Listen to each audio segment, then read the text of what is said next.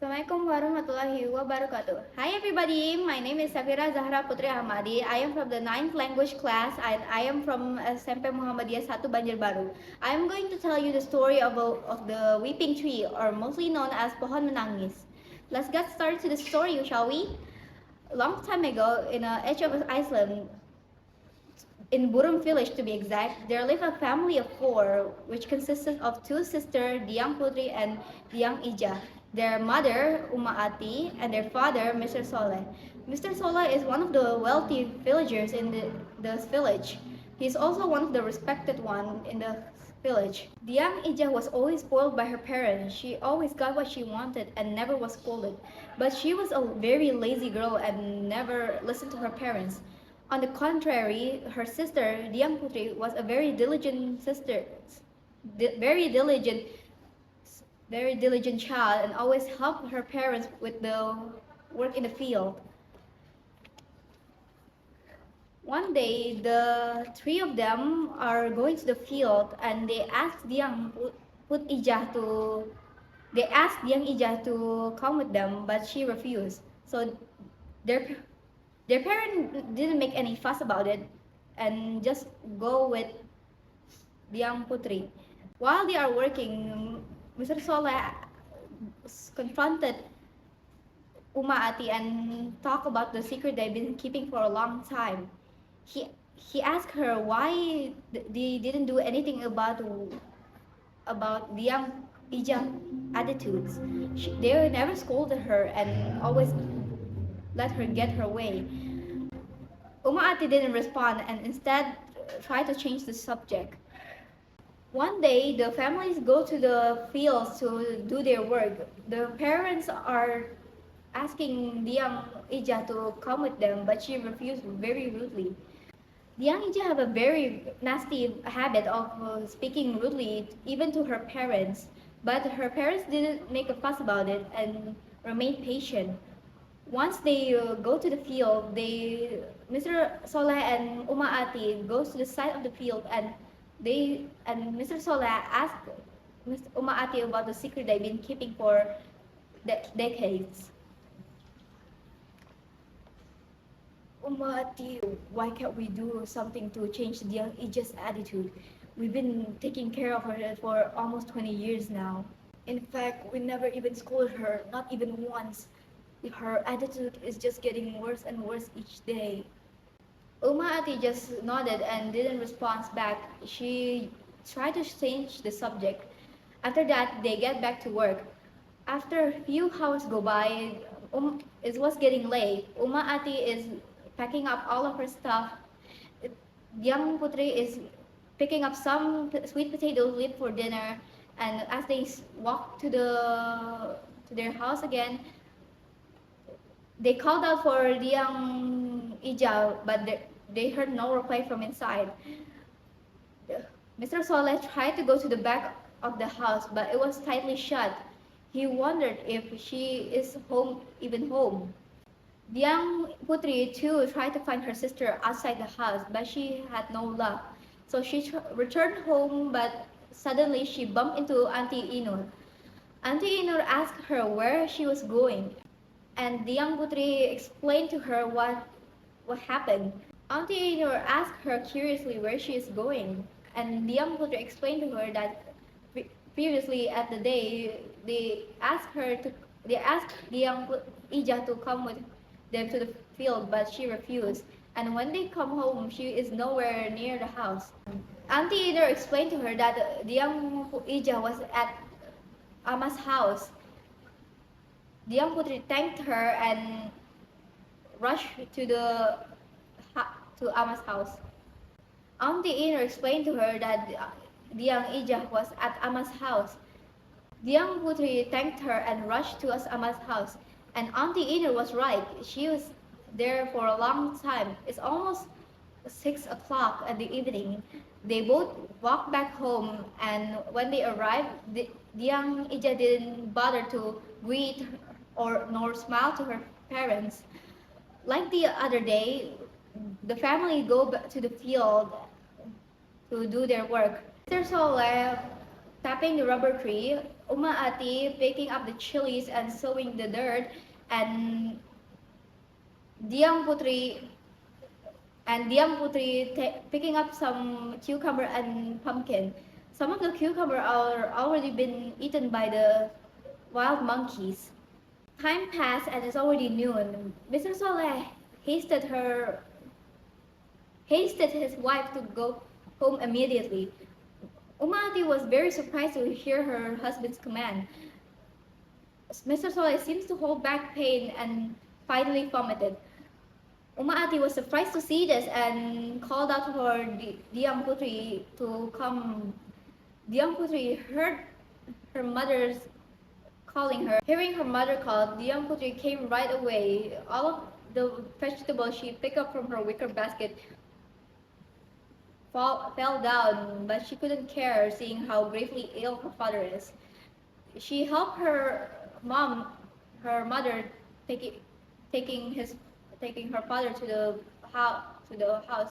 She joined them to rush home, but as soon as they get close to the house, they decided to bring Mr. Soleh to the Shahman's house, which people said that he have a healing power. As soon as they enter the house, the Shahman isn't surprised to see Mr. Soleh's pale face. He explained that Mr. Soleh are bitten by a snake, and both Diang Putri and Ati was surprised to hear it. The Shaman began a healing ritual. The Shaman instructed Ati to bring her husband back home, and if he still didn't heal for 7 months, that means he's been possessed by an evil spirit. They didn't dare to ask any further question, and they bring Mr. Soleh home. 6 months has passed, and Mr. Soleh feels sick and lay in bed. He just waited. Everybody waited. Just 1 more month to go. If Mr. Soleh didn't get well in the next month, they would take him to the Shahman again. Ati asked the young Ija to bring her father some drink, but she refused. She complained to her mother and asked her why does she have to bring to Mr. Soleh and just tell him to rise and get his own drink. Mr. Soleh, hearing this, was very sad. Tears rolled out of his eyes, and he questioned himself if this is the daughter he's been taking care of for years. Finally, 6 months has passed, and Miss Ati took Mr. Soleh to the Shahman again. While lighting an incense, the Shahman recited the healing spell over water infused with flower petals. Still with his eyes tightly shut, the Shaman said, "Oh, Datu of the Forbidden Forest, what have you done to Mr. Soleh? What has he done something seriously wrong in his life?" The Shaman said as if talking to himself. Finally, the Shaman puts out the incense while leaning against the wall of his house and lit a cigar and smoked it. As not to be heard by others, especially Mr. Soleh, he whispered to Ati, "Ati, do you have any other children besides Diang Putri?" asked this Shahman. "Yes, I do. Her name is Diang Ija. What about her? Anything wrong with her?" asked Ati. I just got a vision now. Diang Ija isn't your real daughter, is she?" "No, she is not my biological daughter," said Ati. Then the Shaman explained that to Ati that Diang Ija was the daughter of a spirit called Shima. When Mr. Shaman brought Diang Ija home, she didn't ask for permission from the spirits in the Forbidden Forest. Ati didn't say anything. She remains quiet, but her body was trembling hard. Back home, Diang Putri often cried upon seeing her father's condition. She always massaged his body. Diang Ija, by the contrast, wouldn't even think of seeing her ailing father or sympathize with her parents' agony. "Diang Ija, take a look at your father. She is sick, you see. Don't you even care about your father? Can you please give him a massage?" said Ati, a little irritated. "Ah, you see my child," blurted Ati in a sudden fit of desperation. Young Ija actually heard what her mother said. She was shocked too. When that woman said she was Shima's daughter. Mom, what did you say? You better watch your mouth, Mom, said the young Ija furiously. Umati felt guilty and she went silent. She did not reply to her daughter's question. Next morning, when the morning call for prayer, Mr. Soleh died. What the shaman said came true. Mr. Soleh died exactly at the 7th month. Seeing her husband's lifeless body, Ati broke into tears. This surely shocked Diang Putri and as well as Diang Ija. On the same day, Mr. Soleh was buried in the Forbidden Forest, a place rarely entered by mortals. Ati remembered the shaman's advice to bury her husband in the Forbidden Forest, and she obeyed it. Ati mourned for a long time. As she always felt sad and miserable. Every time she remembered her late husband, likewise with the young Putri. However, things are a bit different with the young Ija. Since her father died, she began to be quieter. Ati remembered the shaman's advice and she obeyed it. Ati mourned for a long time. She always felt sad and miserable every time she remembered her late husband. Likewise with the young Putri. Things are very different with the young Ija. She began to grow quieter and when she gets mad, it's often excessively. It has been years since Mr. Soleh left them. As time has passed, Ati didn't feel sad again. The young Putri never cried again, and just like the other previous day, every morning Ati and the young Putri went to the fields. Since her husband's death, Ati took her husband's job, tapping the rubber. The weather was quite hot, but they kept on working. When suddenly the weather changed drastically, the blue sun sky turned into gray, and soon it rained heavily. They rushed for shelter, and suddenly there was a terrifying sound. A large tree was falling, and in fact, it fell right in front of Ati. Ati tried to warn her daughter, but it was too late. The young tree was crushed by the big fallen log, and Ati tried to call out for help. Nobody heard Ati cry for help.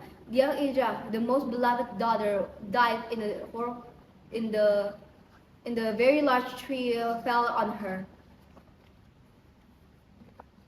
Ati quickly returned home. She spent the whole day weeping while the rain poured down. She asked the neighbor to bring the young Putri's lifeless body. And as soon as they arrived, many neighbors has already gathered in the house. Some are preparing the equipment for the funeral. And the young Ija was puzzled when she heard noises coming from in front of her house. She left her room to find out. She was surprised to see her mother cry and wail hysterically. Moreover, she was shocked to see her sister's lifeless body. Unwillingly, tears rolled out of her eyes into her cheek. She felt very sad seeing her sister die. After her sister and father died, the young Ija often locked herself in her room.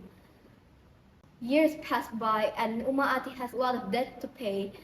The rubber field and the paddy field were sold due to the young Ija's excessive spending. Since the death of her father and sister, the young Ija became more and more disobedient of her mother. In the village of Burung, the young Ija was known as the girl with a bad attitude, arrogant and disobedient. At night, when the young Ija was deep sleep, Ati went into the forest where her husband was buried. People rarely dared step into the forest. Rumor said that there was a supernatural being living in that forest. Just then, near a big tree, a strange creature came out. It was a supernatural being. Then, with a very large hairy body and a terrible face. It seemed that he was the guardian of the forbidden forest. The guardian called out for Ati, and Ati was very surprised to hear a voice was so clearly calling for her by the name. She was confused, both confused and scared. She tried to calm herself and look around, right, left, back and forth to find the voice that called to her. Finally, she looked up and see the guardian that looked like it was from a fairy tale. The guardian asked her was she in the forbidden forest, and Ati told him everything while shedding tears. Finally, she told the problem of her daughter who had been disobeying her, and she dared to stand against her. The guardian made an offer to her with one condition. Ati, I will give you a golden leaf. If you soak the leaf in water, then the water can be used to cure sick people. Use it to cure sick people. With it, you must help them. You cannot ask for payment or rewards, except when the people gave it to you. Except when the people themselves decided to give you something in return. Willingly, every Friday night, you can soak this leaf and turn it into money in gold. Well, I'm sure your child won't be angry anymore. You will make a lot of money later. One more condition. Tell your child not to make herself a snotty person when she gets rich. If she refuses to change herself, I'm afraid I'll have to take you to my place inside the big tree, said the big creature. Ati agreed to the condition and rushed back home. Ati told the young Putri about her meeting with the supernatural being and the condition offered to her.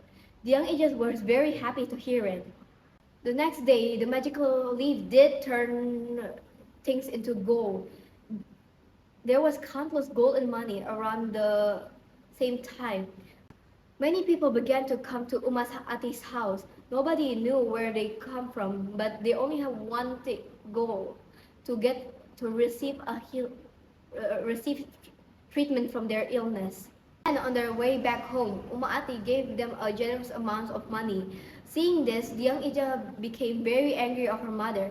Mom, if you keep doing this, we will lose our fortune, Mom, said the young Ija to her mother. There's nothing to lose in helping others, the young Ija. In fact, we will get a reward one way or the other, said Ati, advising her daughter. The young Ija couldn't take her mother's opinion, even though they were already rich again. Since then, every time people come to seek treatment, the young Ija would scold them and ask them to turn around and go back home.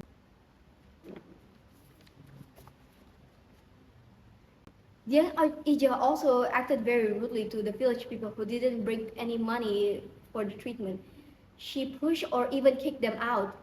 Gradually, no one dared to come seeking treatment from Ati. At that time, when the young Ija was asleep, the Ati couldn't take it anymore and walked back to the forbidden forest.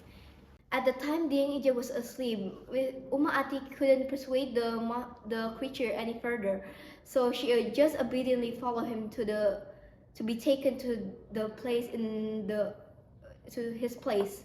In the morning, the young Ija shouted for her mother, calling her, but she didn't know that her mother isn't with her anymore.